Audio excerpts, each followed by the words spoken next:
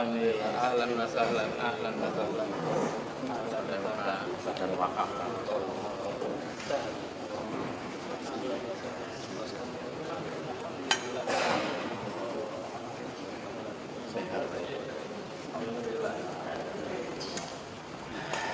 Assalamualaikum.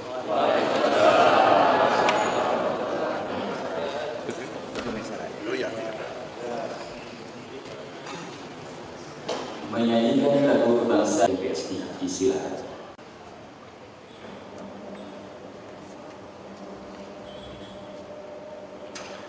Assalamualaikum warahmatullahi wabarakatuh. Alhamdulillahirabbil alamin. Wassalatu wassalamu ala asyrofil anbiya'i wal mursalin sayyidina wa habibina maulana Muhammadin wa ala alihi wa sahbihi ajma'in. Amma ba'd. Yang terhormat Ketua Majelis Ulama Indonesia Provinsi DKI Jakarta Bapak Kiai Haji Munahar Mukhtar, yang terhormat Ketua Basnas Basis Provinsi DKI Jakarta Kiai Haji Lutfi Fatullah, yang saya hormati Ketua Dewan Masjid Indonesia Provinsi DKI Jakarta Kiai Haji Muhammad Ayyubi, Ketua Badan Pelaksana Pengelola Masjid Istiqlal Bapak Kiai Haji Asad Syafuddin, para habaib, para alim ulama, begitu banyak hadir pada pagi hari ini. Tanpa sedikit pun mengurangi rasa hormat, tidak disebut nama satu persatu karena lengkap di sini. Pak Sunan ada, Kiai Mahfud Asirun ada, Gubernur yang lama juga ada. Ya, ahlan wa sahlan. Bapak Ibu sekalian, izinkan saya dalam kesempatan hari ini menyampaikan terima kasih kepada para alim ulama, pada Bapak Ibu saudara sekalian yang telah meluangkan waktu untuk bersama-sama membicarakan masalah Jakarta. Kebetulan tepat hari ini kami gaulkan pesan ini, dimatikan saja dulu, operator dimatikan dulu. Kami menggaungkan pesan tentang kolaborasi kerjasama, karena kita menyadari bahwa kota ini tidak mungkin dibangun hanya oleh institusi pemerintah saja, apalagi kalau membangunnya adalah membangun aspek mental spiritual. Hampir tidak mungkin. Negara itu harus menyadari bahwa dirinya bukan pemonopoli solusi.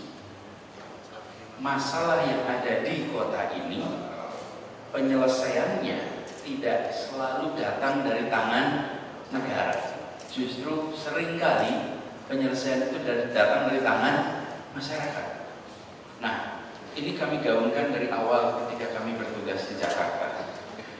Hanya tantangannya bukan pada aspek masyarakatnya, tantangannya itu justru di aspek pemerintahnya. Karena pemerintah itu terbiasa mengerjakan sendiri, tidak terbiasa mendelegasikan tugas kepada orang lain. Jadi problemnya bukan di Bapak Ibu sekalian, problemnya di kami. Itu seperti begini, biasa menulis dengan tangan kanan, terus diajak menulis dengan tangan kiri. Apakah bisa? Bisa, tapi perlu latihan.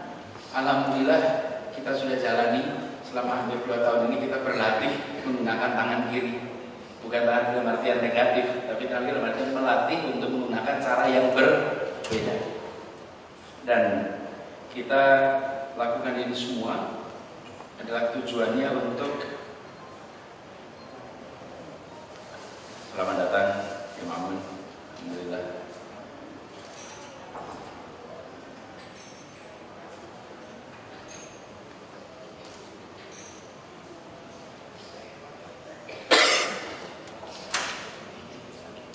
Kami mendorong untuk lebih banyak lagi kolaborasi. Sebetulnya kolaborasi itu bahasa sekarang. Kalau dulu itu namanya gotong royong loh. Gotong royong, jadi saya bareng-bareng gotong royong. Cuma kalau diistilahkan gotong royong anak milenial itu apa gitu? gotong royong. Kebayangnya mengerjakan kerja bakti di kampung, tidak. Gotong royong itu adalah kerja bersama. Dan ini sesungguhnya spirit pendiri Republik ini. Republik ini itu dibangun dengan semangat gerakan, bukan dibangun dengan semangat programatik. Dalam pembangunan itu ada dua pendekatan. Pendekatan pertama ada pendekatan movement, gerakan. Pendekatan kedua ada pendekatan program. Indonesia itu dibangun dengan pendekatan gerakan. Semua dipanggil untuk terlibat. Bapak sekalian, mempertahankan kemerdekaan itu gerakan. Beberapa hari lagi kita akan merayakan Hari Santri. Apa peristiwa itu? Panggilan untuk turun tangan untuk terlibat. Coba, jika mempertahankan kemerdekaan adalah program Kementerian Pertahanan, lalu kita serahkan kepada Kementerian Pertahanan untuk menyelesaikan masalah menghadapi tentara kolonial. Lalu kita doakan semoga Kementerian Pertahanan menang. Kalau kalah kita kritik, kalau berhasil kita puji. Tidak, kita semua merasa ini masalah kita, ini tanggung jawab kita, lalu kita terpanggil untuk terlibat. Pelan-pelan negara ini makin besar, anggarannya makin banyak, lalu peran rakyatnya makin kecil. Sehingga lalu semuanya serba dimonopoli oleh negara. Seakan semua urusan itu selesainya dari tangan negara. Nah, kami di Jakarta selama 2 tahun ini mengubah itu semua. Sekarang sudah mulai terlihat tandanya. Karena itu kita berharap kita dorong lebih luas lagi. Saya beri contoh sekali. Contohnya, dulu kita mau menyelesaikan masalah transportasi di Jakarta, kita selesaikan sendiri. Kita beli bis banyak-banyaknya, lalu kita layani warga sebanyak-banyaknya. Bis Jakarta itu, Transjakarta baru ada tahun 2004 sampai tahun 2017, sudah 13 tahun perjalanan. Jumlah penumpang yang terangkut per hari 300.000. Sudah 13 tahun jalan, 300.000. Lalu mulai tahun 2018 kita bangun dengan pendekatan kolaborasi, kerjasama. Apa yang terjadi? Semua angkutan yang ada di Jakarta diajak duduk sama-sama. Terus saya sampaikan kepada semua, kita mau menyelesaikan masalah transportasi Jakarta. Anda semua bekerja sama dengan kita, bangun sistemnya. Wah, itu pertemuan pertama, Masya Allah, panasnya ruangan luar biasa. Karena para pengelola itu marah luar biasa sama kita. Karena kita ini dianggap regulator dan operator, lalu tidak adil. Operator ditekan dengan biaya yang sekecil-kecilnya, diharuskan menjalankan tugas sebesar-besarnya. Kita duduk sama-sama, kita atur sama-sama. Angkot duduk sama-sama seluruhnya, dari bis kecil, bis tengah, bis besar, sama Transjakarta. Satu sistem, namanya Jaklingko. Jaklingko dan Jakarta Lingko. Angkot dulu ngetem, karena mereka dihitungnya per penumpang. Lalu kita kerjasama, kita ubah. Anda dibayar per kilometer. Dengan alat ini, kita tahu satu hari jalan berapa kilo untuk mobil. Supir itu, misalnya untuk Tanah Abang, minimal 92 kilo, maksimal 115 kilo dalam satu hari. Jadi ada penumpang, tidak ada penumpang, mobilnya jalan terus. Supirnya dibayar bulanan, bukan dibayar per penumpang. Dia tenang udah. Ada penumpang alhamdulillah, ada penumpang alhamdulillah. Tenang, senyum aja sudah. Ada yang ikut syukur, gak ikut juga kenapa apa. Dulu rebutan jalur gemuk sama jalur lurus. Sekarang kan urusan jalur gemuk, jalur lurus. Yang ada adalah muter. Tapi itu dikerjakan kerjasama. Kami tidak menganggap satu-satunya lembaga yang menyelesaikan masalah transportasi. Anda, pengelola, adalah partner kami. Apa yang terjadi? Tadi 300.000 sudah jalan 13 tahun, 300.000 penumpang.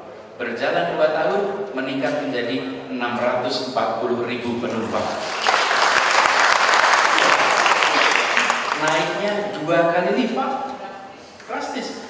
Bapak sekalian, kalau nambah rute, nambah armada, ya tentu saja negara bisa, nggak perlu dibanggakan, karena tinggal ngeluarin uang, tambah mobilnya, tambah rutenya. Pertanyaannya, orangnya nambah nggak?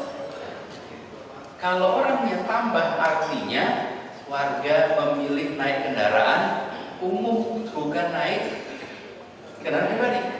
Apa yang terjadi? Jakarta tahun ini dinobatkan sebagai satu dari 3 kota dengan perbaikan transportasi terbaik di dunia. Hanya 3 kota saja yang terbaik di dunia.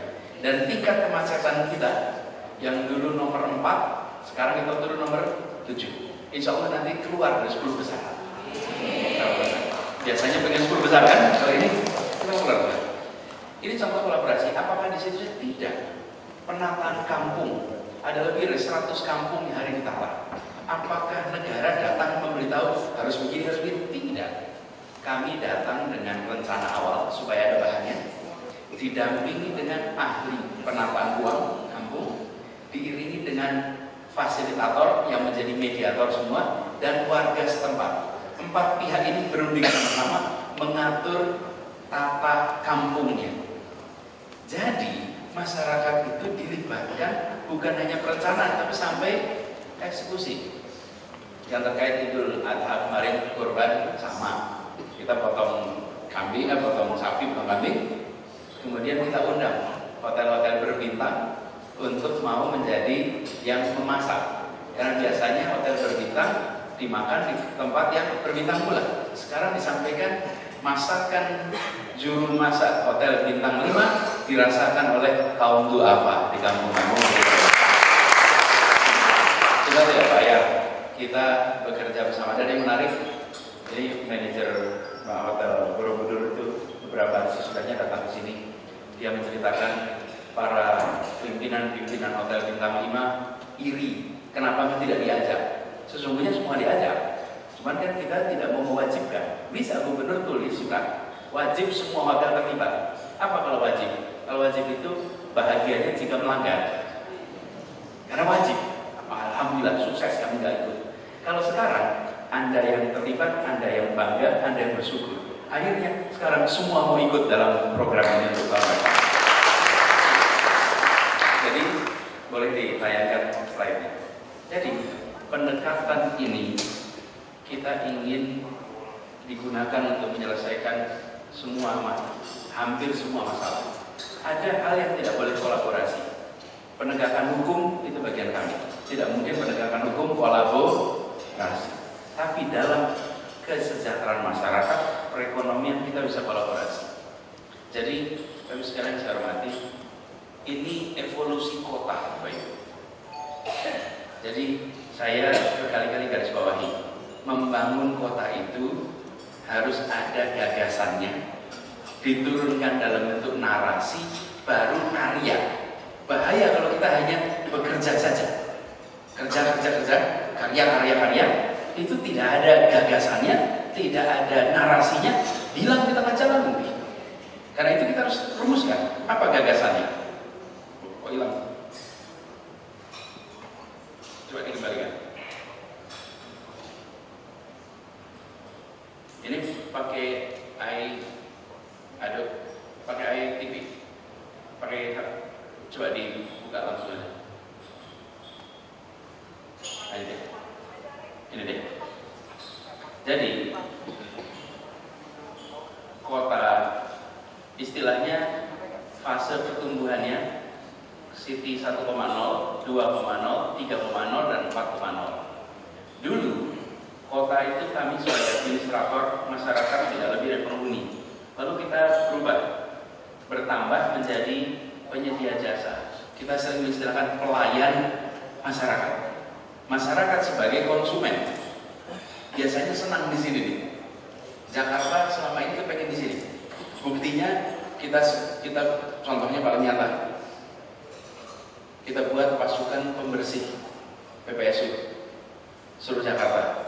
Pesannya begini, silakan buang sampah di mana saja, akan ambil sampahnya di mana saja.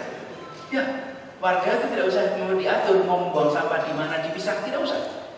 Anda boleh buang di mana saja, kami siapkan pasukan sebanyak-banyaknya mengambil sampah di mana saja. Itulah pola seperti ini. Yang berikutnya yang kita ingin dorong adalah negara sebagai kolaborator, warganya sebagai co-kreator. Artinya justru warga yang membuat solusi dibawa ke pemerintah, lalu kita kerjakan sama-sama. Ini saya sampaikan dari hari pertama bekerja di sini. Gambarnya pun masih sama, tidak berbeda. Dengan cara seperti itu, apa yang terjadi? Pola hubungannya berubah. Kalau di sini, pemerintah itu kalau ketemu warga sosialisasi. Kalau di sini, pemerintah ketemu warga itu konsultasi. Kalau di sini ketemu warga kolaborasi. Beda, satu sosialisasi, dua konsultasi. Udah penting untuk ditanya. Yang berikutnya adalah kerja sama. Kalau di sini kerja sendiri-sendiri. Kerja sendiri-sendiri itu kemarin angkot ngerjain sendiri, pemerintah mengerjakan sendiri, tidak kerja sama. Tapi apakah pemerintah mengizinkan? Boleh, warga menyediakan, tapi tidak sebagai sebuah kerja sama. Sekarang kita mau kerja sama. Lalu sekalian, ada banyak tantangan di kota ini yang bisa diselesaikan dengan cara gotong royong itu. Gotong royong. Saya istilah gotong royong, itulah istilah kita. Dan sesungguhnya salah satu karakter paling dasar dari bangsa Indonesia adalah karakter gotong royong. Pemerintahnya tidak boleh merasa paling tahu. Justru pemerintahnya harus mau mendengar, harus mau memahami apa yang ada di masyarakat dan solusi-solusi apa yang ada di masyarakat. Jadi, Bapak semua, kami berharap lewat kegiatan Sarasehan ini nantinya bisa muncul solusi-solusi yang sudah dipraktekkan, yang bisa kita besarkan, yang kita bisa adopsi, yang kita bisa lakukan untuk berbagai tempat di Jakarta. Nah, para alim ulama semuanya berada di garis depan, berinteraksi langsung dengan masyarakat dan memiliki serta menyaksikan terobosan-terobosan yang sudah ada di masyarakat. Bayangkan bila itu bisa kita kerjakan bersama-sama di Jakarta. Nanti insya Allah pada mudah-mudahan tidak terlalu lama tahun berikutnya, pada saat kita menceritakan program Jakarta, maka yang dijadikan contoh adalah kolaborasi antara umarok dan ulama yang ada di Jakarta. Peluangnya banyak sekali. Karena itu saya secara khusus ingin menyampaikan terima kasih penghargaan yang setinggi-tingginya kepada semua yang berkenan untuk hadir pada kesempatan siang hari ini. Dan PR kita di Jakarta banyak, saya tidak perlu sebutkan, bagi semuanya kita sudah merasakan betapa tantangan kita tidak sedikit. Ada satu hal saya ingin garis bawahi sebelum saya akhiri. Tidak ada kota di Indonesia yang memiliki lembaga organisasi amil zakat sebanyak Jakarta. Tidak ada. Tidak ada. Kota ini penuh dan penuh sekali. Sayangnya tidak semua itu bekerja bersama untuk membangun di lingkungan Jakarta. Tidak ada. Kemudian tidak ada lembaga internasional yang terkait dengan umat Islam di kota lain sebanyak Jakarta. Itu kalau itu diajak semua duduk bersama, kita terintegrasi, maka banyak sekali hal yang bisa dikerjakan di kota ini. Jadi kami berharap sekali, insya Allah dari pertemuan ini akan muncul terobosan-terobosan itu semua. Bagus sekali saya hormati, izinkan saya mengakhiri dengan membuka secara resmi Sarasehan Ulama dan Umarok dengan tema optimalisasi para ulama dan umat untuk pembangunan kota Jakarta. Bukan hanya aspek fisik, tapi pembangunan mental, spiritual. Kita menginginkan kota ini menjadi kota yang bukan saja bangunannya baik, tapi masyarakatnya berakhlak dan suasananya adalah suasana ramah pada kegiatan keagamaan di tempat ini. Kurang lebih mohon maaf, dengan mengucap Bismillahirrahmanirrahim, Sarasehan secara resmi dinyatakan dibuka. Terima kasih.